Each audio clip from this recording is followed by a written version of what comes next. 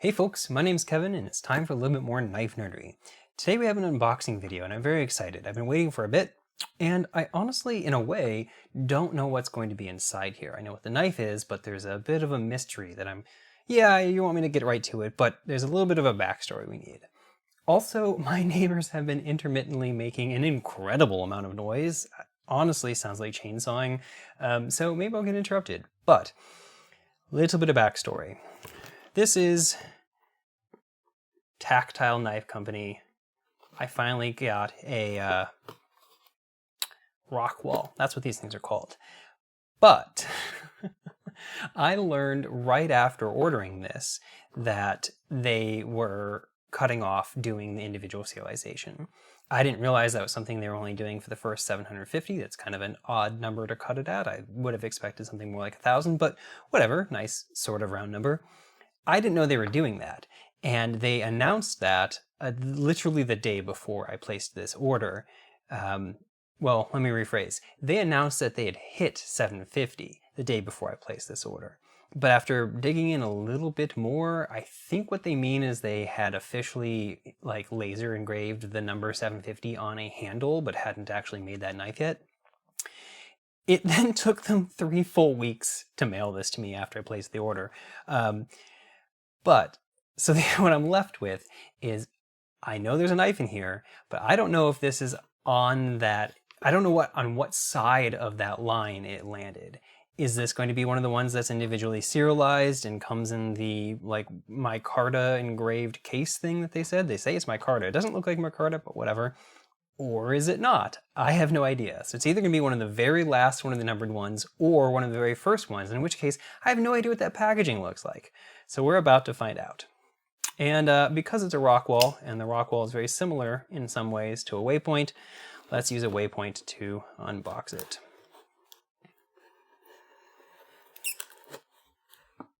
That's probably, nope.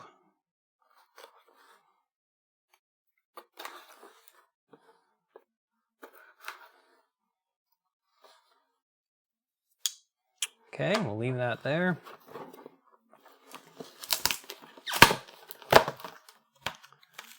Ooh. Nothing particularly interesting on the receipt.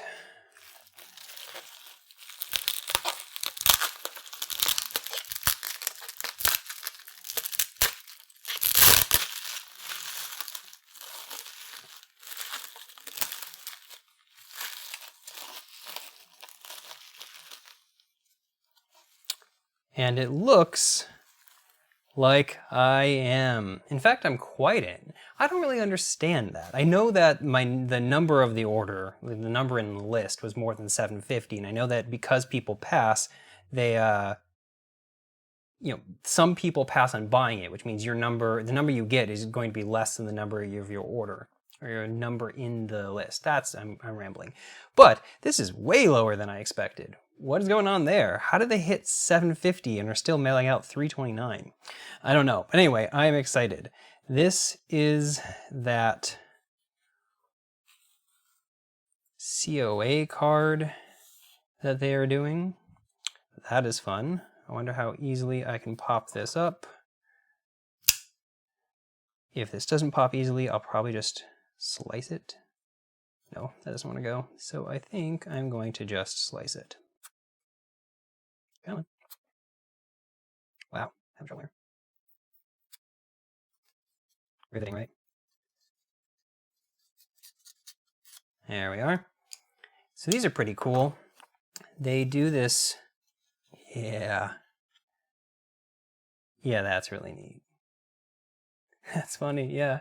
This was made over 2 weeks after when I placed my order. I don't really understand that. I assume they opened up order once they had a knife to sell, but apparently they open it up and then make the knife.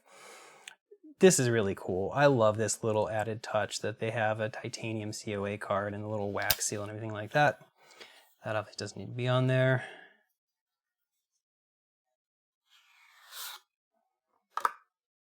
So they say, they call this micarta. I guess it could be, like maybe paper micarta. I don't normally think of that as micarta.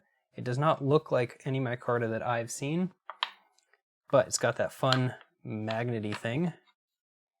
And there is the knife. It's actually, honestly, bigger than I was expecting. People always talk about it being small. Ooh, it is lightweight. That is such a neat touch. Ooh, wow, that feels very light in my hand. Oh yeah, because there's like very, very deep skeletonization going on in there.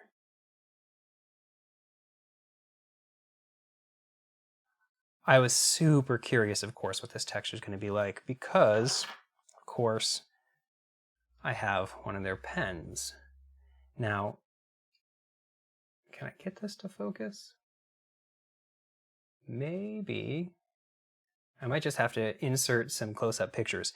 The milling texture is obviously significantly larger here. The line striping is way, way, way, way finer on there. But it is the same general concept of that kind of perfectly uniform lines that just add grip. I'm nervous for the first flick, but... Ooh, no, that was fantastic. Okay, yeah, the very first few of these, maybe not few is the right word, but the very first set of them came out with kind of weak to tense, and that's the feedback they got, and they said that they fixed it, and from what I can tell with that flick,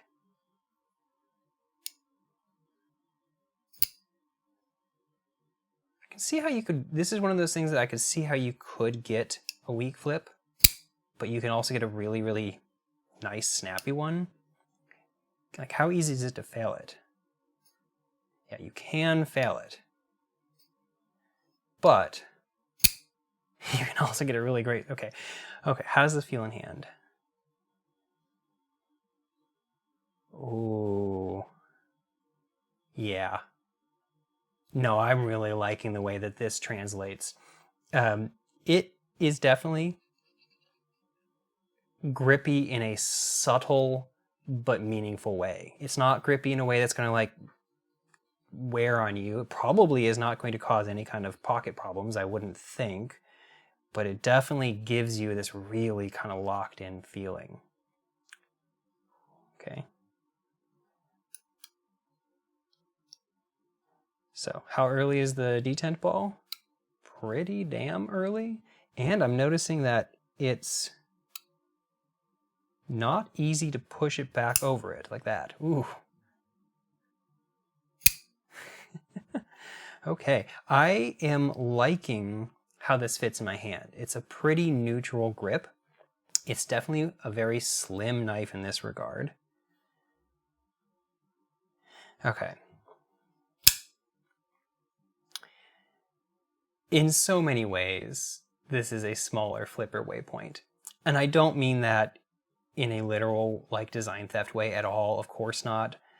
I simply mean that in the sense that like if this knife styling and utility of being a very slim EDC knife appeals to you, this is going to be fitting that exact same camp of clean lines, refined, very straightforward, sleek, minimal, and yeah, they both are really, really up my alley.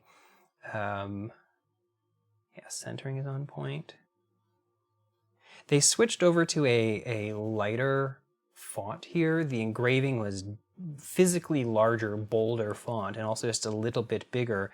And I'm glad that they switched over because I think this slightly more subtle numbering is good. Let's feel that.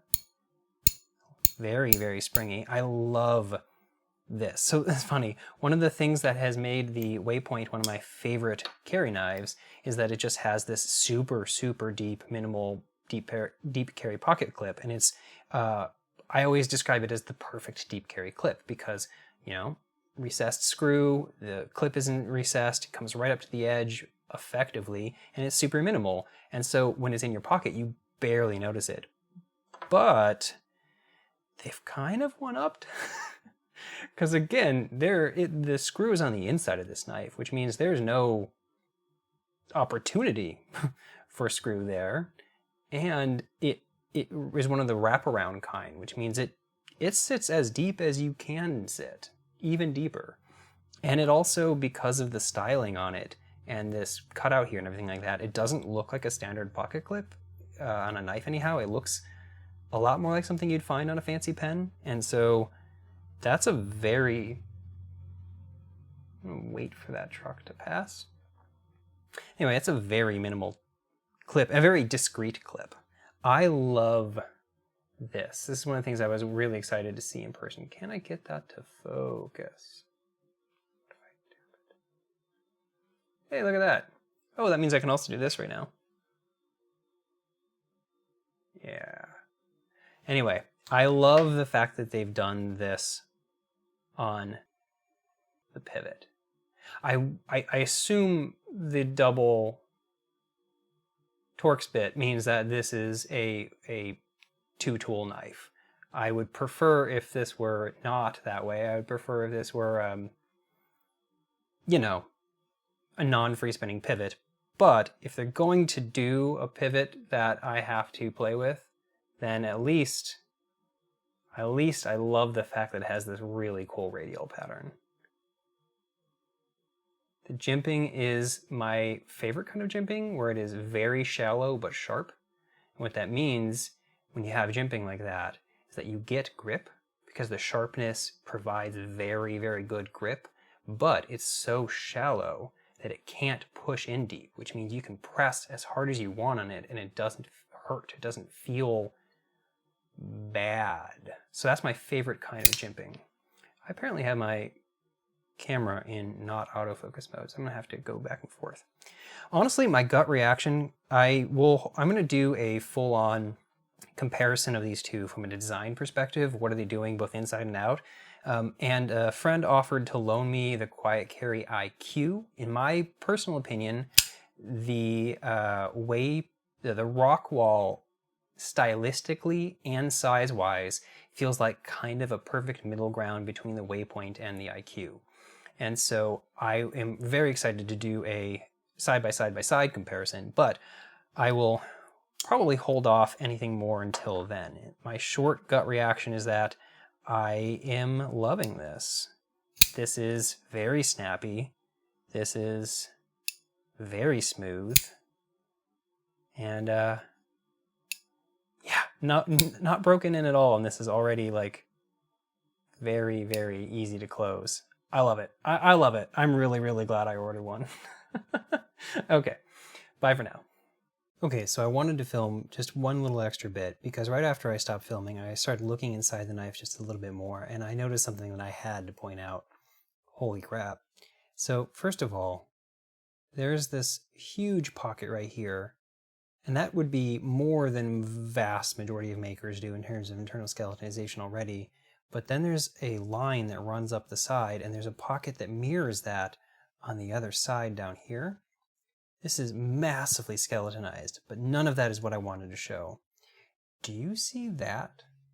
There's a tiny little channel on that little tiny bit right here on the, yeah, right there, on the backspacer.